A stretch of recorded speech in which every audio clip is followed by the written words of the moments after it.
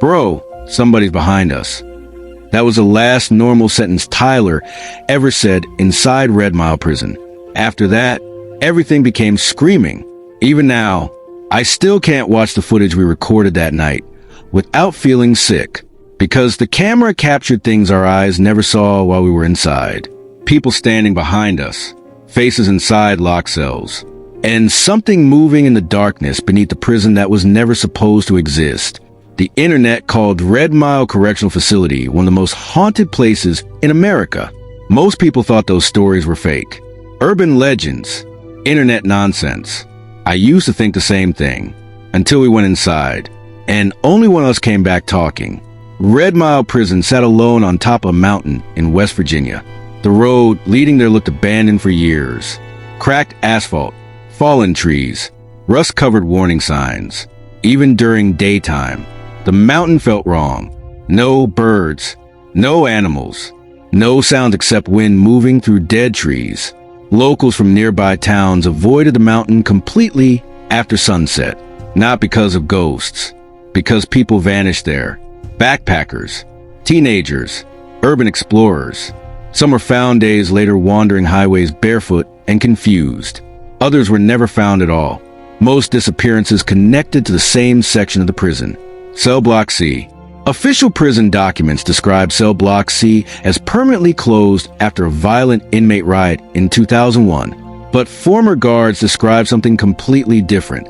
According to retired officers, the prison started changing during night shifts. At first it seemed small, lights flickering randomly, voices echoing through empty hallways, security cameras glitching near solitary confinement. Then inmates started reporting strange things. People standing outside their cells late at night, whispering through air vents, calling prisoners by name. The strange part? The voices often sounded familiar. Family members, friends, dead relatives. At first, prison staff blamed stress and isolation, until guards started hearing the voices too. Then things became worse. Entire prison wings lost power every night at exactly 2:41 a.m. Cell doors opened by themselves. Security footage captured inmates speaking to empty corners for hours. And multiple guards reported somebody walking through the prison basement wearing an old inmate uniform from the 1950s. The prison didn't even use those uniforms anymore. Then came the final night, December 14, 2001. A violent blackout hit Red Mile around 2:41 a.m. Backup generators failed immediately. For nearly 90 minutes, the prison remained completely dark. No cameras, no alarms, no communication. When emergency teams finally entered the building at sunrise, 26 inmates were missing, not escaped, gone, cells still locked, perimeter fences untouched, no tunnels discovered. But the strangest thing wasn't the missing prisoners. It was the audio recordings recovered from security systems. Hundreds of voices screaming underground, and one sentence repeated over and over again. It's wearing their faces. After that night, Red Mile shut down permanently, at least officially. But people living near the mountain still reported strange things after midnight.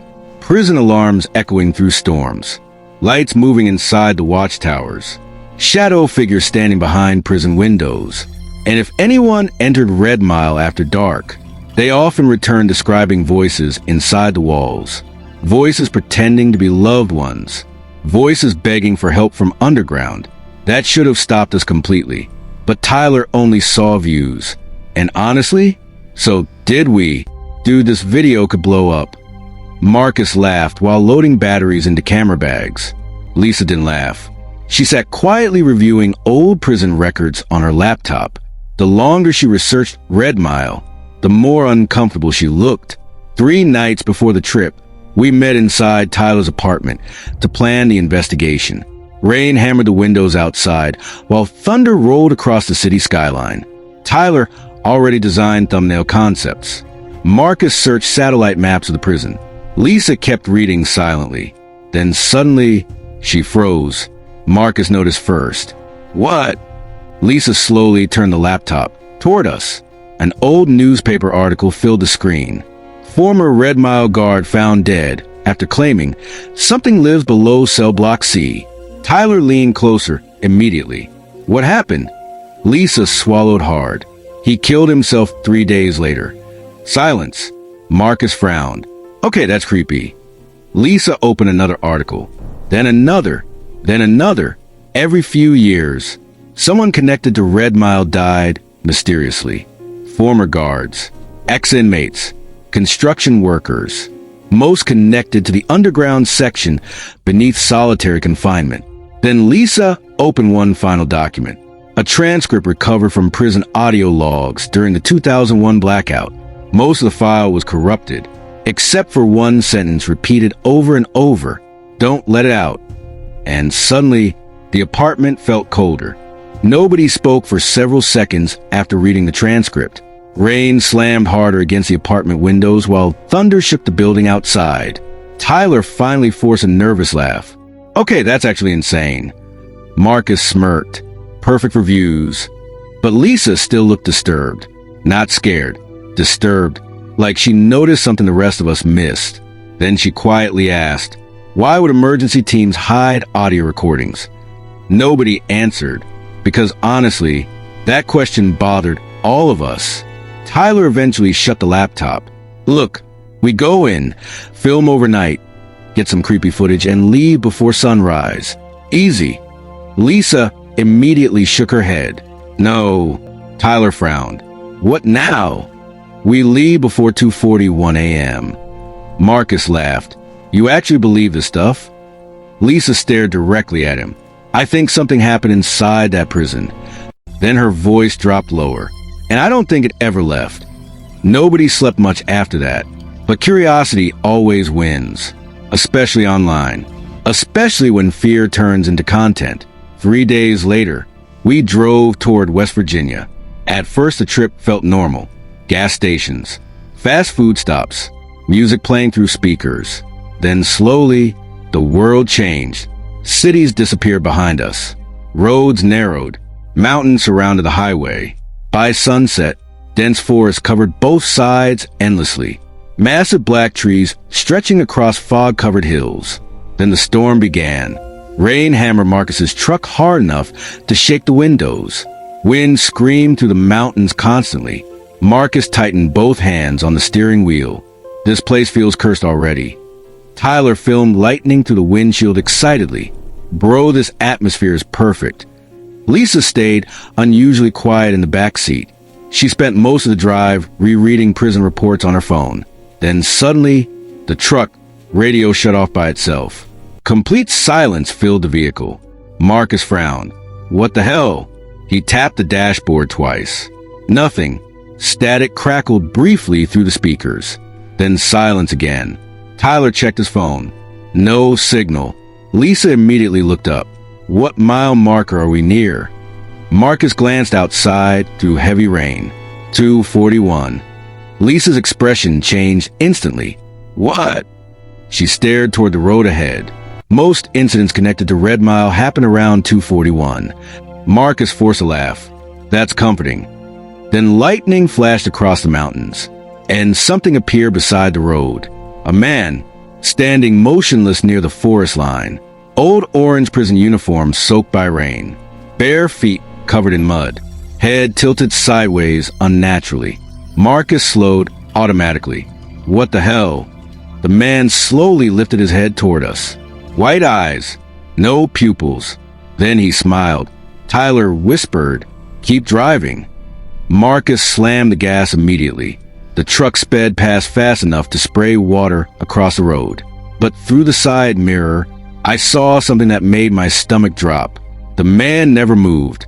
Not once. He simply stood there smiling while watching the truck disappear deeper into mountains. Then the truck radio exploded alive. Static screamed through the speakers. Marcus cursed loudly. "What the hell?" A voice whispered weakly beneath the static. "Don't go underground." Tyler's face lost color instantly. "Did you hear that?" The voice came again, closer this time. "Please don't open the lower cells." Lisa whispered softly, "Oh my God!" Then dozens of voices suddenly erupted to the radio together, screaming, laughing, Crying, Marcus nearly swerved off the road. And then, through the storm ahead, we finally saw Red Mile Prison. The mountain prison towered above the trees, like a dead concrete fortress beneath lightning. Massive guard towers surrounded endless rusted fences. Broken spotlights pointed toward the forest. And despite the prison being abandoned for decades, light still moved behind some windows. Marcus slowed the truck automatically. Nobody asked him to. The closer we got, the heavier the atmosphere became. Even breathing felt strange, like the mountain itself carried pressure inside it. Tyler kept filming through the windshield while rain rolled down the glass. This place is unreal. Lightning flashed again, and for one horrifying second, we saw people standing behind the prison fence. Dozens of figures, motionless silhouettes wearing old inmate uniforms, watching the truck arrive through the storm. Then darkness swallowed them again. Marcus whispered, "You guys saw that too, right?" Nobody answered, because we all saw them. Tyler slowly zoomed the camera toward the prison again. Nothing there now, only rain and darkness. Marcus parked near the outer security gate reluctantly. Nobody rushed to leave the truck anymore. The prison towered above us beneath the storm. Dark windows, rust-covered fences, floodlights hanging dead above broken towers. And every part of Red Mile felt alive. Lisa stared toward the upper prison windows, silently. Then she whispered something barely audible. "It's watching us." Marcus frowned. "What?" Lisa slowly shook her head. "I don't know." Then somewhere deep inside the prison, a siren suddenly screamed alive. Broom. The sound echoed across the mountain like something waking underground. Marcus immediately grabbed his flashlight. "Nope, absolutely not." Tyler laughed nervously. "We drove 6 hours for this." Then we heard metal slamming somewhere inside the prison. Bang, bang, bang. Cell doors. Dozens of them, opening one after another. Tyler's smile disappeared instantly. Marcus whispered, "That's impossible." Then suddenly, the prison floodlights flickered once, twice, and turned on. Every light across Red Mile Prison exploded alive simultaneously. Guard towers, hallways, upper cell blocks. The entire prison illuminated through the storm. But that wasn't the worst part. The worst part was the movement behind the windows. People walking through the prison. Dozens of shadow figures pacing slowly behind cell bars. Some standing motionless staring outward. Some pressing their faces against the glass. Watching us. Tyler whispered, "Those aren't shadows." Nobody answered, because everybody already knew he was right. Then something tapped softly against Marcus's window. Tap. Everybody froze instantly. Another tap came. Tap. Slow. Patient. Marcus turned toward the glass carefully and nearly screamed. A prison guard stood inches from the window. Old correctional uniform soaked by rain. Skin pale gray beneath flickering lightning. Eyes completely white. No pupils. No emotion. Just white eyes staring directly inside the truck. Marcus whispered, "Oh my God." The guard smiled slowly. Not normal smiling. His mouth stretched too wide. Too far. Then he raised one finger toward the prison entrance behind him, like he wanted us to follow. Nobody moved. Nobody breathed. Then the guard whispered softly. But somehow, despite the storm, we heard every word clearly. Count time started. Tyler's voice cracked. "What?" The guard's smile widened unnaturally farther. Then the truck radio exploded alive again. Static screamed to the speakers loud enough to shake the dashboard. And beneath the static, dozens of voices shouted together. "Don't let them lock you inside." The guard outside vanished instantly. Gone, like he was never there. Marcus slammed the truck into reverse immediately, but the engine suddenly died. Complete silence filled the vehicle. Then somewhere deep inside Red Mile Prison, a massive metal door slowly opened. Claw Wong. And from inside the darkness beyond the entrance, something started walking toward us, AT first. We couldn't see what was walking toward us. Only footsteps. Slow. Heavy. Metal echoing beneath each step. Clang. Clang, clang. Rain hammered the windshield while lightning flashed across the prison yard. And every single time the lightning illuminated the entrance, the figure looked closer. Marcus desperately turned the ignition again. Nothing. The truck stayed dead. No, come on. Tyler kept filming automatically, even though his hands visibly shook. The footsteps kept coming. Closer. Clang, clang, clang. Then the figure finally stepped into the floodlights, and all of us stopped breathing. It looked human at first. A prison guard. Old correctional uniform, soaked black by rain. Heavy boots. Rust-covered flashlight hanging from one hand. But something about it looked wrong. Its arms were too long. Its neck bent unnaturally sideways. And its face looked unfinished. Like melted skin stretched over bone. No eyes. No lips. Just a massive smiling mouth carved across its face. Lisa whispered, "Oh my God!" The thing stopped walking beside the prison gate, completely motionless. Rain poured over its body while it stared directly at the truck. Then slowly, it lifted the rusted flashlight toward us. Click! The flashlight turned on instantly, and inside the beam, we saw people standing all around the truck. Dozens of prisoners. Silent figures wearing old orange inmate uniforms. Some missing jaws, some covered in blood, some with empty eye sockets, all staring at us silently through the storm. Tyler's voice cracked. Marcus, drive. Marcus turned the ignition again violently. The engine suddenly exploded alive. Go, go, go. The truck reversed hard across wet gravel, while prisoners slowly stepped closer from every direction. But the smiling guard near the gate never moved. It simply stood there watching us leave, smiling wider. The truck spun violently before crashing sideways into an old security fence. Metal screamed loudly. Marcus cursed. We're stuck. Mud sprayed everywhere beneath the tires. The truck wouldn't move. And outside, the prisoners kept approaching slowly. Not running, walking, like they already knew we couldn't escape. Lisa whispered, "They're hurting us." Marcus froze. "What?" She pointed toward the prison entrance. The prisoners weren't surrounding us randomly.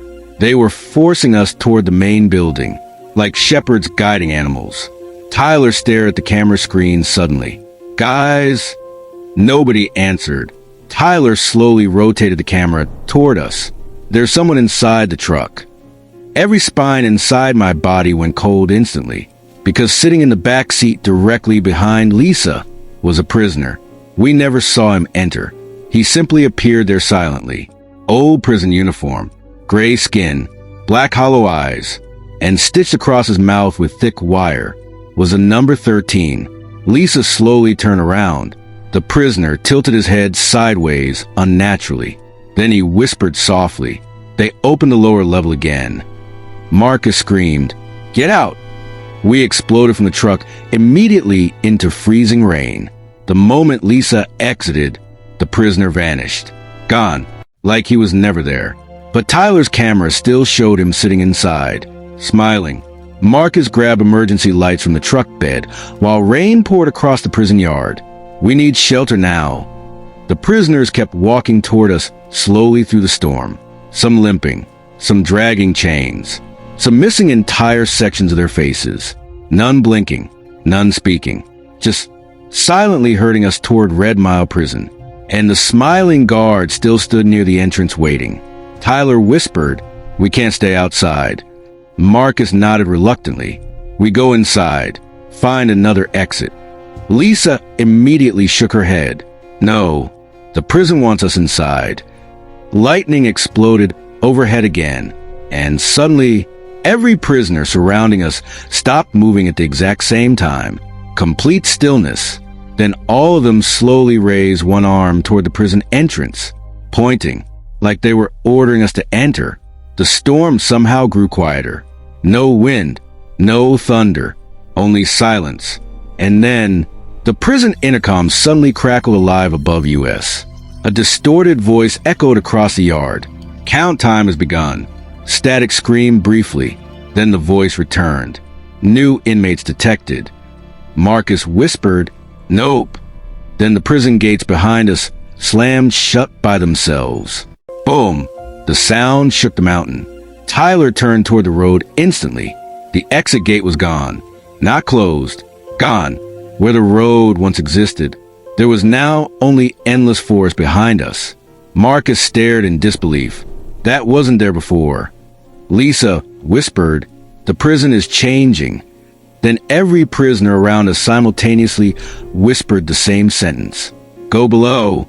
The sound echoed across the prison yard like thousands of insects speaking together. Tyler backed away slowly. "No." The prisoners repeated it louder. "Go below." Then suddenly, they all started running toward us. Not human running. Wrong running. Bodies jerking violently. Limbs bending unnaturally. Chains rattling everywhere. Marcus screamed, "Inside now!" We sprinted toward the prison entrance while dozens of prisoners chased us through the storm. Tyler nearly slipped across wet concrete. Lisa grabbed his jacket hard. "Move!" The smiling guard stepped aside as we reached the entrance doors. Almost politely, Marcus slammed through first. The rest of us followed instantly, and the moment the prison doors closed behind us, complete silence swallowed everything. No rain, no thunder, nothing, only darkness. And somewhere deep inside Red Mile Prison, we heard breathing, slow, heavy, massive, like something enormous sleeping underground. Tyler whispered, "What the hell is that?" Nobody answered, because all of us were staring ahead now, at the prison lobby. Fresh muddy footprints covered the floor, leading deeper into the building. Hundreds of them, like an entire prison population, had walked through recently. And hanging above the reception desk, a digital prison clock still worked somehow, flashing bright red numbers through the darkness. 2:40 a.m. Lisa's face lost color instantly. Marcus frowned. "What?" Lisa whispered softly. The blackout started at 2:41. Then every light inside the prison suddenly shut off at once. Darkness swallowed us completely. And somewhere nearby, a metal cell door slowly creaked open.